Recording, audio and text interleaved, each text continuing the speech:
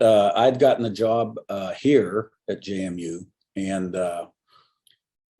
my defensive coordinator at Elon got the Elon head coaching job, but I was not going to run a 3-down defense here. Corey was on my radar. I thought I was very impressed with Maine's defense that year. We actually played them the last game of the season up at Maine when I was at Elon. Extremely impressed with the front too, but they were highly ranked 1 or 2 in the country, stopping the run and in sacks. And, I liked the way he carried himself on the sideline. The games I'd watched on TV, he had a presence. It was very obvious to me he had a presence. So you start to put your list together. You talk to a few guys, and Corey and I had a couple conversations. I called his head coach, and he felt like he was a no-brainer. So interestingly, when Corey came down to interview, and I asked him a question, and he talked for an hour and 45 minutes straight, and never put down on a grease board.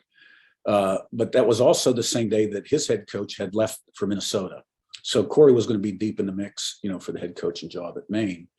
And, but really wanted to come to JMU and be a part of this here. As a side note there, on that same day, 10 minutes before Corey arrived, Brian Haynes, my linebacker coach, was offered the Elon deep coordinator job. And came in to see me, and we were able to get him a title, associate defensive coordinator. And I said, as long as it's okay with Corey, and Corey had no problem with it. So Corey has expanded his package greatly. I think Ryan Smith was a really good resource my first year here. We've moved Marcus Hall Oliver to the secondary. We have 3 DB coaches now.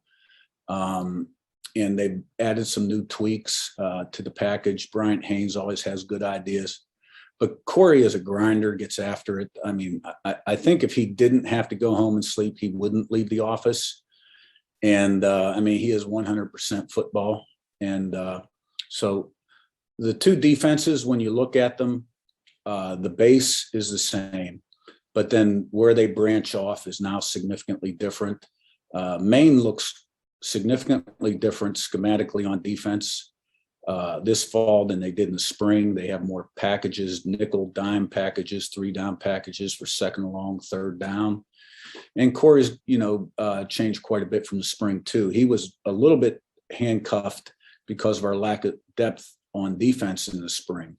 So as we brought more transfers in and got some guys back from injury, he's been able to do more things back there. So, and, we won the game last week, 68-10. And, I see him in the office about 20 minutes after the game, and he's disgusted.